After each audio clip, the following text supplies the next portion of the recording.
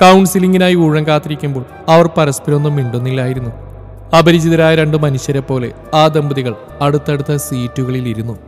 കാത്തിരിപ്പ് അവരെ വല്ലാതെ അക്ഷമരാക്കിയിരുന്നു. യുവതിയുടെ പച്ചക്കണ്ണുകൾ നിസ്സംഗത വിളിച്ചോതുന്നവയായിരുന്നു.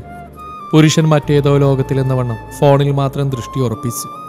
കണ്ണട വെച്ച വെളുത്തൊരു മധ്യവയസ്കയായിരുന്നു കൗൺസിലർ. ഇരിക്ക്, എന്താ നിങ്ങളുടെ പ്രശ്നം?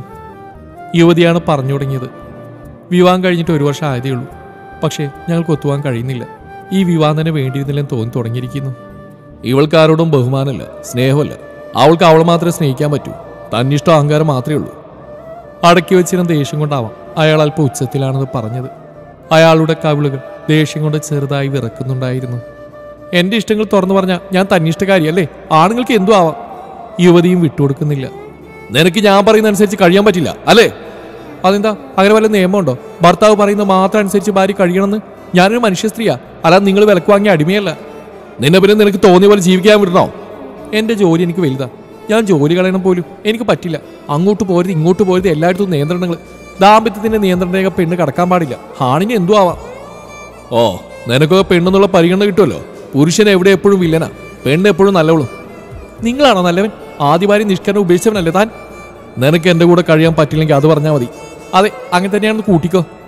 ഒന്ന് നിർത്തിക്ക് രണ്ടാളും. ഇരച്ചു വന്ന ദേഷ്യം നിയന്ത്രിച്ചുകൊണ്ട് ശാന്തതയോടെ കൗൺസിലർ ഗായത്രി പറഞ്ഞു. ഉള്ളിലടക്കി വെച്ചെല്ലാം കൗൺസിലറുടെ മുമ്പിൽ വാശിയോടെ പറയുകയായിരുന്നു അവർ. രാജീവ് എന്ന ബിസിനസ്സുകാരനും അയാളുടെ ഭാര്യ അധ്യാപികയായ മേഘയും. എന്തുകൊണ്ട് വ്യക്തികളെ ഉൾക്കൊള്ളാൻ നിങ്ങൾക്കാവുന്നില്ല? നിങ്ങൾ നിങ്ങളെക്കുറിച്ച് മാത്രമാണോ ചിന്തിക്കുന്നത്? നിങ്ങളുടെ വീട്ടുകാർ, അവരെക്കുറിച്ച് നിങ്ങൾ ഓർക്കുന്നില്ലേ? അത് ഓർത്തുകൊണ്ട് മാത്രം ഇത്രയും നാൾ ഒരുമിച്ച് കഴിഞ്ഞ്, അവൾ ഈർഷ്യയോടെ പറഞ്ഞു. തങ്ങളുടെ ഇഷ്ടങ്ങളിലേക്ക് പങ്കാളിയെ മാറ്റാൻ ശ്രമിക്കുമ്പോഴാണ് ജീവിതത്തിൽ പ്രശ്നങ്ങളുണ്ടായി തുടങ്ങുന്നത്. അവരെ അവരായി തന്നെ ഉൾക്കൊള്ളാൻ ശ്രമിക്കണം. രാജീവ് പറയുന്നത് എന്തായാലും അത് താൻ അനുസരിക്കണം. രാജീവ് പഴയ മൂല്യബോധമുള്ള ആളാണ്. പെണ്ണ് അടുക്കളയിൽ കഴിയേണ്ടവൾ. എനിക്കത് പറ്റില്ല. വീട്ടിൽ വെച്ച് വിളമ്പി മാത്രം ജീവിക്കാൻ എനിക്ക് പറ്റില്ല. ഈ ലോകം എൻ്റേത് കൂടിയാ. ഇപ്പം എനിക്ക് മറ്റാരായിട്ട് ബന്ധമുണ്ടെന്ന് വരെ രാജീവ് പറയുന്നു. ആയിക്കോട്ടെ, എനിക്കിതൊന്ന് ഒഴിവായി കിട്ടിയാൽ മതി. 1 വർഷം കൊണ്ട് പാതി മരിച്ചു ഞാൻ. കൗൺസിലർക്ക് എന്തെങ്കിലും പറയാനുള്ള അവസരം നൽകാതെ മേഘ ദേഷ്യത്തോടെ ഇറങ്ങിപ്പോയി. കൗൺസിലർക്ക് മുമ്പിൽ തലകുനിച്ച് ഏറെ നേരെ രാജീവ് ഇരുന്നു. ഏയ്, താൻ വിഷമിക്കേണ്ട. തിരുത്തലുകൾ ജീവിതത്തെ മെച്ചപ്പെടുത്തുകയുള്ളൂ. നമുക്കെല്ലാം ശരിയാക്കിയെടുക്കാം. ഇല്ല മേഡം, ഒന്നും ശരിയാവാൻ പോകുന്നില്ല. മേഘ പറഞ്ഞ പോലെ രാജീവാണോ കുറ്റക്കാരൻ? അങ്ങനെയല്ല, ഞാൻ അവളുടെ ഇഷ്ടങ്ങൾക്ക് പ്രാധാന്യം കൊടുക്കാറുണ്ട്. അവൾ തോന്നുന്ന സമയത്ത് വീട്ടിൽ വരും. രാവിലെ ചിലപ്പോൾ ഞാൻ ഉണരും മുമ്പേ പോകും. എനിക്ക് ബിസിനസ്സിൽ ധാരാളം തിരക്കുകളുണ്ട്. ഇപ്പം അമ്മയ്ക്ക് തീരെ വയ്യ. അതുകൊണ്ടാണ് അവളോട് ഞാൻ ജോലി ഉപേക്ഷിക്കാൻ പറഞ്ഞത്. അതിനിപ്പോൾ ഒരു ഹോം നേഴ്സിനെ വെച്ചാൽ പോരെ, പ്രശ്നം തീരില്ലേ? അത് പോരാ അവൾക്ക്. അവൾ പറയുന്നത് അച്ഛനെയും അമ്മയും വല്ല വൃദ്ധസദനത്തിന് കൊണ്ടാക്കണം എന്നാണ്.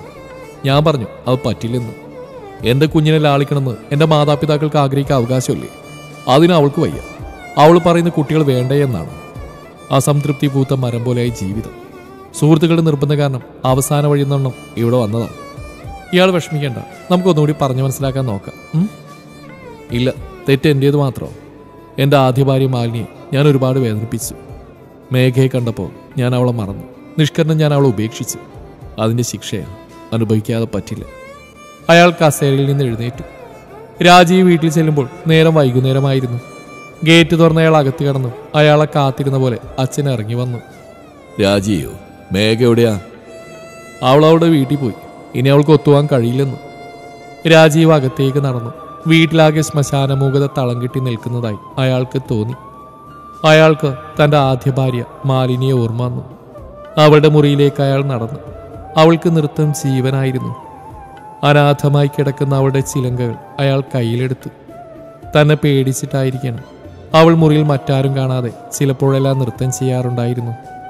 ഒരിക്കൽ അവൾ ചോദിച്ചു ഒരു ഡാൻസ് സ്കൂൾ തുടങ്ങാൻ ആഗ്രഹമുണ്ടെന്ന്. തൻ്റെ അച്ഛനും അമ്മക്കും അവളുടെ അഭിപ്രായം തന്നെയായിരുന്നു. അന്ന് പക്ഷേ താൻ സമ്മതിച്ചില്ല. പിന്നീട് ഒരു ദിവസം അവൾ ചോദിച്ചു അടുത്തുള്ള കൊച്ചുകുട്ടികളെ ഫീസ് വാങ്ങാതെ നൃത്തം പഠിപ്പിച്ചു കൊടുത്തോട്ടെ എന്ന്. അന്ന് താൻ അവൾ ഒരുപാട് വഴക്ക് പറഞ്ഞു. നിനക്കിവിടെ എന്തിൻ്റെ കുറവാണെന്ന് ചോദിച്ചു. അന്നാണ് അവൾ കരയുന്ന താൻ ആദ്യമായി കാണുന്നത്. രാജീവേട്ട എന്നുള്ള വിളി അയാൾ ഓർത്തു. എപ്പോഴും കുറുമ്പാണ്. താൻ ഓഫീസിൽ നിന്ന് താമസിച്ചു വന്നാൽ അത് മതി പെണ്ണിന് പിണങ്ങാൻ. അവൾ വന്നതിൽ പിന്നെയാണ് വീടൊന്ന് ഉണർന്നത്. അച്ഛൻ പറമ്പിൽ പണിയുമ്പോൾ ഒപ്പം അവളും പറമ്പിൽ കാണും. പൊതുവെ ഗൗരവക്കാരനായ അച്ഛൻ അവളുടെ കൂടെ ഉറക്കെ ചിരിക്കുന്നത് തനിക്ക് അത്ഭുതമായിരുന്നു. അമ്മയ്ക്ക് അവളെ പ്രാണനായിരുന്നു. അവൾക്ക് ഇഷ്ടമുള്ളതെല്ലാം അമ്മയുണ്ടാക്കും. അവളുണ്ടാക്കുന്ന കറികൾ വായി വെക്കാൻ കൊള്ളില്ലെങ്കിലും ഒരു കുറ്റവും പറയാതെ രണ്ടാളും കഴിക്കുന്നത് കാണാം. വീട്ടിലെപ്പോഴും ആരെങ്കിലും ഉണ്ടാകും. അയൽപക്കക്കാരോ അല്ലെങ്കിൽ അച്ഛൻ്റെ സുഹൃത്തുക്കളോ അങ്ങനെ ആരെങ്കിലും. എല്ലാവർക്കും എന്ത് സ്നേഹമായിരുന്നു അവളോട്. എപ്പോഴും സംസാരമാണ്. തൻ്റെ കൈമടക്കിൽ തല ചേർത്ത് വെച്ച് നെഞ്ചിലെ രോമങ്ങൾക്കിടയിൽ വിരലുകൾ ഓടിച്ചുകൊണ്ട് ഓരോ വിശേഷവും പറയും. ഇന്ന് അമ്മയും അവളും കൂടെ പുതിയ പാചക പരീക്ഷണം നടത്തിയത്. അച്ഛൻ്റെ നരച്ച താടിയും മീശയും കറുപ്പിച്ചത്. താനെല്ലാം മൂളി കേൾക്കണം. ഇടക്കൊന്ന് മൂളാൻ മറന്നാൽ നല്ല പിച്ചു വെച്ച് തരും. ചെറിയ കാര്യമതി പിണങ്ങാൻ വലിയ വാശിയാ. എന്നാലും താനൊന്നും മിണ്ടിയാൽ മതി, എല്ലാം മറന്ന് തൻ്റെ കൂടെ ഇരിക്കും. അവളുടെ സ്നേഹത്തിൻ്റെ ലാവാപ്രവാഹത്തിൽ താൻ ഉരുകിയിരുന്നു. പിന്നെ എപ്പോഴാണ് അവളെ താൻ മറന്നത്? അവൾക്ക് പകരം മേഘയായിരുന്നെങ്കിലെന്ന് ഏത് നശിച്ച നിമിഷത്തിലാണ് തനിക്ക് തോന്നിയത്. അയാൾക്ക് അവളെ കാണണമെന്ന് തോന്നി. വാത്സല്യം ചുരത്തുന്ന ആ മാറിലൊന്ന് പിഞ്ചു പൈതലിനെ പോലെ ചേർന്ന് എല്ലാ വിഷമങ്ങളും മറക്കണമെന്ന് അയാൾക്ക് തോന്നി. അയാളുടെ മിഴികൾ നിറഞ്ഞൊഴുകി. മോനെ വിളിയൊച്ച കേട്ടിട്ട് അയാൾ മുഖമുയർത്തി. അമ്മയാണ്. നീയല്ലേ മോനെ തെറ്റ് ചെയ്ത്, എന്നിട്ട് നീ തന്നെ കരയുന്നു. അന്ന് ഞാനും അച്ഛനും നിന്നോട് എത്ര പറഞ്ഞതാ നീ ചെയ്യുന്നത് വലിയ തെറ്റാണെന്ന്. അന്ന് നീ ഞങ്ങളെ ധിക്കരിച്ച്. മാലിനി എത്ര നല്ല കുട്ടിയായിരുന്നു. നിനക്ക് അവളെ മനസ്സിലാക്കാൻ കഴിഞ്ഞില്ലല്ലോ. മോൻ നാളെ തന്നെ ചെന്ന് മാലിനിയെ കാണണം. നീ ചെയ്ത തെറ്റിനു മാപ്പ് പറയണം. അവൾ അത്രക്കും പാവായിരുന്നില്ലേ? കുറ്റബോധം കൊണ്ട് അയാളുടെ കണ്ണുകൾ നിറഞ്ഞൊഴുകിക്കൊണ്ടിരുന്നു. നാളെ തന്നെ അവളെ കാണണം. കാലു പിടിച്ചിട്ടാണെങ്കിലും അവളെ തിരികെ കൊണ്ടുവരണം. അവളില്ലാതെ തനിക്കിനി ജീവിക്കാൻ വയ്യ. മുറ്റത്ത് തഴച്ചു വളർന്നു നിൽക്കുന്ന പൂച്ചെടികൾക്ക് വെള്ളമൊഴിക്കായിരുന്നു മാലിനിയുടെ അമ്മ സാവിത്രി. അമ്മേ, ഞാൻ അമ്പലത്തിൽ പോയി തൊഴുതു വരാം, മാലിനി അമ്മയോട് പറഞ്ഞു. മോളെ, തനിച്ചു പോകണ്ട, തിരിച്ചു വരുമ്പോൾ നേരെ ഇരുട്ടും. അത് സാരല്ലമ്മേ, ഞാൻ വന്നോളാം. രാജീവ് അവളിവിടെ കൊണ്ടുവന്നാക്കിയതിൽ പിന്നെ തൻ്റെ മകൾ ചിരിക്കുന്നത് താൻ ഇതുവരെ കണ്ടിട്ടില്ലല്ലോ എന്ന് അവർ വേദനയോടെ ചിന്തിച്ചു. മോളെ, ഒത്തിരി വൈകരുത് കേട്ടോ വരാൻ, അവർ ഉറക്കെ വിളിച്ചു പറഞ്ഞു. റോഡ് പണി നടക്കുന്നതിനാൽ വഴി നിറയെ പൊടിമണ്ണായിരുന്നു. നേർത്ത കാറ്റ് കാൽനടയാത്രക്കാരുടെ ദേഹത്തേക്ക് പൊടിമഴ തൂവിക്കൊണ്ടിരുന്നു. അരസമായ യാത്രയുടെ ഏകാന്തതയിൽ പൊടി തീർത്ത ചിത്രങ്ങളോട് അവൾക്ക് ആരാധന തോന്നി. അകലെ നിന്ന് നോക്കുമ്പോൾ പൊടിമണ്ണ് തീർക്കുന്ന അവ്യക്തമായ ചില രൂപങ്ങളുണ്ട്. ഒരുപക്ഷെ അത് ആസ്വദിക്കാൻ തനിക്ക് മാത്രമേ കഴിഞ്ഞുവെന്നും വരാം. അല്ലെങ്കിൽ തന്നെ ഈ പ്രകൃതിയിൽ സൗന്ദര്യമില്ലാത്തതായിട്ട് താൻ ഒന്നും ഇതുവരെ കണ്ടിട്ടില്ല. ദൈവത്തിൻ്റെ സൃഷ്ടികളെല്ലാം ഒന്നിനൊന്ന് മഹത്തരം തന്നെ. പൊതുവെ തിരക്ക് കുറഞ്ഞ ചെറിയൊരു അമ്പലമായിരുന്നത്. ശ്രീകോവിലിന് മുമ്പിൽ അവൾ ഒരുപാട് നേരം തൊഴുകൈകളോടെ നിന്നു. അല്ലെങ്കിലും തൻ്റെ മനസ്സിലെ ഭാരങ്ങളെല്ലാം ഇറക്കി വെക്കുന്നത് ഈ തിരുസന്നിധിയിലാണ്. നേരം പതിയിരുണ്ട് തുടങ്ങിയിരുന്നു. നേർത്ത തണുത്ത കാറ്റ് തന്നെ തഴുകുന്നുണ്ട്. ഒരുപക്ഷെ തൻ്റെ ചൂട് പിടിച്ച മനസ്സിനെ കുളിർപ്പിക്കാനാവണം തന്നെ തൊട്ടുതലോടി ഇങ്ങനെ വീശുന്നു. അവൾ തൊഴുതിറങ്ങി. നേരം ഇരുണ്ട് തുടങ്ങിയതോടെ വഴി തീർത്തും വിജനമായിരുന്നു. വഴിയുടെ ഇരുവശത്തും പൂത്തുലഞ്ഞ് സുഗന്ധം പരത്തിയ പാരിജാത പൂക്കൾ. രാത്രിയുടെ നിശബ്ദതയിൽ അവൾക്കല്പം ഭയം തോന്നി. എങ്കിലും അവൾ സ്വയം ആശ്വസിച്ചു. എന്നും തനിക്ക് കൂട്ടായി ഉണ്ടായിരുന്നു ഈ നിശബ്ദതയും ഏകാന്തതയും. താൻ കണ്ട സ്വപ്നങ്ങളിൽ പോലും ഉണ്ടായിരുന്നു മൗനത്തിൻ്റെതായ ഒരു ലോകം. പൂത്തുലഞ്ഞു നിൽക്കുന്ന പാരിജാത പൂക്കളെ അവൾ ഇറുത്തെടുത്തു. ഈ സുഗന്ധം ആവോളം നുകരാൻ മറ്റൊരു വഴിയുമില്ല. ഇരുട്ടിൽ അധിക നേരം തനിച്ചു നിൽക്കാനോ ഈ വാസനയത്രയും തൻ്റെ ആത്മാവിലേക്ക് ആവാഹിക്കുവാനോ തനിക്ക് കഴിഞ്ഞില്ലെന്ന് വരാം. ഭയം തന്നെ വലിഞ്ഞു മുറുക്കാൻ തുടങ്ങിയിരിക്കുന്നു. അവൾ നടത്തം വേഗത്തിലാക്കി. ഗേറ്റിനരികിൽ തന്നെ അച്ഛനും അമ്മയും അക്ഷമയോടെ കാത്തു നിൽക്കുന്നുണ്ട്. അവരവളോടൊന്നും ചോദിച്ചില്ല.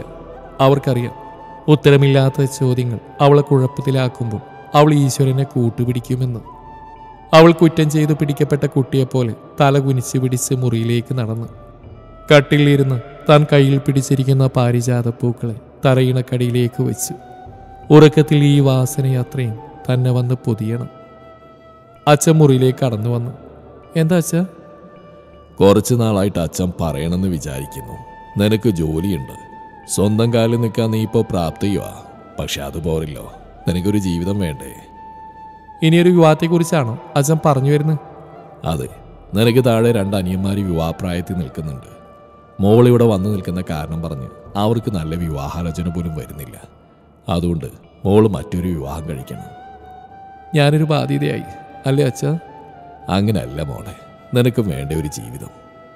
ഞങ്ങളുടെ കാലം കഴിഞ്ഞാൽ നീ അനിയന്മാർക്കൊരു ബാധ്യതയാവും. അത് പാടില്ല. അതുകൊണ്ട് മറ്റൊരു ജീവിതത്തെക്കുറിച്ച് നീ ചിന്തിച്ചു തുടങ്ങണം. അയാൾ മുറി വിട്ടിറങ്ങി.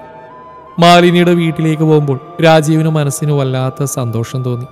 തെറ്റിതിരുത്തി ഇനിയുള്ള ജീവിതം മാലിനിയോടൊപ്പം ജീവിച്ച് തീർക്കണം. അവളുടെ വീട്ടുമുറ്റത്തേക്ക് കയറുമ്പോൾ അയാളുടെ ഹൃദയം പെരുമ്പറ മുഴക്കുന്നുണ്ടായിരുന്നു. 1 വർഷത്തിന് ശേഷം തൻ്റെ മാലിനിയെ താൻ കാണുകയാണ്. മാലിനിയുടെ അച്ഛനും അമ്മയും ആശ്ചര്യത്തോടെ ഇറങ്ങി വന്നു. എന്താ രാജീവ് അവിടെ നിൽക്കുന്നു, കയറി വരൂ. അച്ഛനാണത് പറഞ്ഞത്. അച്ഛന് വല്ലാതെ പ്രായം കൂടിയെന്ന് രാജീവിനെ തോന്നി. മുടിയാകെ നരച്ചു. അമ്മ ഒന്നും മിണ്ടുന്നില്ല. മരിച്ച ആളുകളുടെ കണ്ണുകൾ പോലെ നിർജീവമായ നോട്ടമായിരുന്നു അമ്മയുടേത്. എന്താ രാജീവ് ഈ വഴിക്കൊക്കെ? അച്ഛാ, എനിക്ക് മാലിനിയൊന്ന് കാണണം. അവളോട് ചെയ്ത തെറ്റിന് മാപ്പ് പറഞ്ഞ് അവളെ കൂട്ടിക്കൊണ്ടു പോകണം. എനിക്ക് അവളില്ലാതെ പറ്റില്ല അച്ഛാ. എൻ്റെ തെറ്റെല്ലാവരും പൊറുക്കണം. അപ്പോൾ രാജീവിൻ്റെ പുതിയ ഭാര്യ എവിടെ? അച്ഛൻ്റെ ചോദ്യത്തിൽ അല്പം പരിഹാസം നിറഞ്ഞിരുന്നു. ഞങ്ങൾ പിരിഞ്ഞു. എനിക്ക് മാലിനി മാത്രം മതി. എനിക്ക് ഉറപ്പുണ്ട് അവൾ എന്നോട് ക്ഷമിക്കുമെന്ന്. ഞാൻ അവളൊന്ന് കണ്ടോട്ടെ. അവൾ മുറിയിലുണ്ട്. അച്ഛൻ്റെ മുഖത്ത് ഇഷ്ടക്കേട് അയാൾ തിരിച്ചറിഞ്ഞെങ്കിലും അയാൾക്ക് വിഷമം തോന്നിയില്ല. അത്ര വലിയ പാപമല്ലേ താൻ അവരോട് ചെയ്ത്. അയാൾ ചെല്ലുമ്പോൾ മാലിനി കട്ടിലിരിക്കുകയായിരുന്നു. അയാൾ വന്നത് അവൾ നേരത്തെ അറിഞ്ഞ പോലെ. അവൾക്ക് മാറ്റമൊന്നുമില്ലെന്ന് അയാൾക്ക് തോന്നി. കുസൃതി നിറഞ്ഞ മുഖത്ത് ഇപ്പോൾ നിറഞ്ഞ ശാന്തതയാണെന്ന് മാത്രം. മാലിനി. അയാളുടെ ശബ്ദം ഇടറുന്നുണ്ടായിരുന്നു. അയാളുടെ അവളുടെ കൈകളിൽ അമർത്തി പിടിച്ചു. കഴിഞ്ഞെല്ലാം മറന്ന് നീ എനിക്കൊപ്പം വരണം. എൻ്റെ തെറ്റിരുത്താൻ നീ എനിക്കൊരവസരം തരണം. അവളുടെ മുഖത്ത് യാതൊരു ഭാവവ്യത്യാസവും ഉണ്ടായിരുന്നില്ല. അടുത്ത ദിവസം ഞാൻ വരും നിന്നെ കൊണ്ടുപോകാൻ. നീ വരണം. അയാളുടെ കണ്ണുനീർ അവളുടെ കൈകളിൽ വീണ് ചിതറി. വരാം, അവൾ മെല്ലെ പറഞ്ഞു.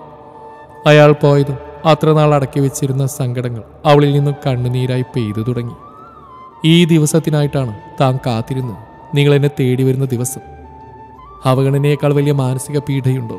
ഒരാളെ ഇഞ്ചിഞ്ചായി കൊല്ലാൻ അവഗണന മാത്രം മതി. അപമാനഭാരത്താൽ കീറിപ്പറഞ്ഞ തൻ്റെ ഹൃദയം അതിനൊരു കണക്ക് പറയും. തന്നെ തേടി വരുന്ന ഈ ഒരൊറ്റ നിമിഷത്തിന് വേണ്ടിയാണ് താൻ ഇത്രയും നാൾ ജീവിച്ച്. ഇനി മടങ്ങിച്ചെല്ലണമെന്ന്, എല്ലാം മറക്കാനും പൊറുക്കാനും തയ്യാറാവണം പോലും. അവൾ ആത്മനിന്ദയോടെ ചിരിച്ചു. പുറത്ത് വെയിൽ കത്തിക്കാളുന്നുണ്ടായിരുന്നു.